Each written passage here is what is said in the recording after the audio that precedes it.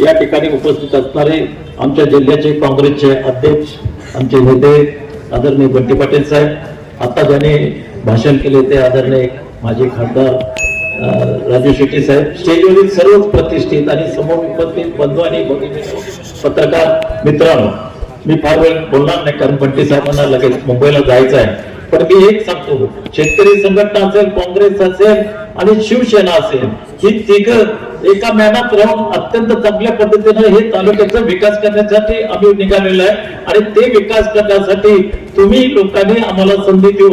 आमचे जे उमेदवार राहिले त्यांना भरघोस मतानं निवडून द्या एवढी कळकळीची विनंती करतो. कारण आज आपल्या तालुक्यात बघितला शेतीचा प्रश्न वेगवेगळ्या पद्धतीचा आहे, रस्त्याचे असतील, पाण्याचे असतील, प्रदूषणाचे असतील, शिक्षणाचे असतील आणि हे जर सगळे प्रश्न सोडवायचे असतील तर आम्ही जे उमेदवार उभे केले ते अत्यंत सुज्ञ विचारवान आणि समाजाची जाण असणारे लोक आहेत आणि त्यांना तुम्ही निवडून द्या आणि त्यांच्याकडनं काम करून घेण्याची क्षमता मिळायचे राजू शेट्टी असतील किंवा चौगले साहेब असतील आम्ही करून घेऊ. तुम्हाला तालुक्याचा विकास करून दाखवण्याची दृष्टी आम्ही ठेवू.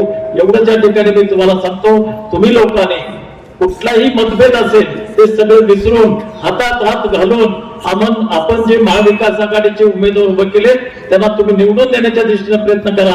कुठं अडचण वाटली काय वाटली आम्हाला जरूर सांगा, आम्ही तिथं येऊ आणि जे काही प्रश्न असतील किंवा मुद्दा असतील ते सोडवण्याच्या दृष्टीने प्रयत्न करू. पण तुम्ही सर्वांनी हातात हात घालून ही इलेक्शन अत्यंत चांगल्या पद्धतीने पार पाडून दाखवायचे.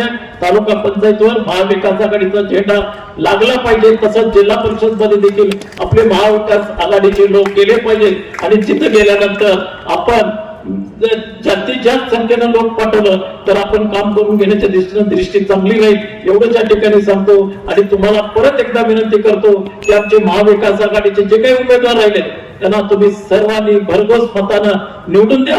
तुम्ही तुमच्या मतदारसंघातच नुसतं करू नका, तुमचे मित्रमंडळी बाहेर कुठं असतील त्यांना तिथं जाऊन सांगा आणि आपले महाविकास आघाडीचे जे काही कुणी उमेदवार असतील त्यांना निवडून आणण्यासाठी तुम्ही